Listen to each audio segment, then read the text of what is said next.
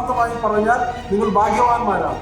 ആ ഭാഗ്യം സിദ്ധിച്ച നിങ്ങൾ ആ ഭാഗ്യത്തിന് ഒരു കോട്ടവും തട്ടാതെ അതിൻ്റെ ഏറ്റവും നല്ല കാര്യങ്ങൾ നിങ്ങളുടെ ജീവിതത്തിലേക്ക് പകർത്തി ഈ കോളേജിൽ നിന്ന് പുറത്തു പോകുമ്പോൾ ഏറ്റവും നല്ല പ്രൊഫഷണൽസായി മാറട്ടെ എന്ന് ഞാൻ ഈ വേളയിൽ ജഗദീശനോട് പ്രാർത്ഥിക്കുകയാണ്.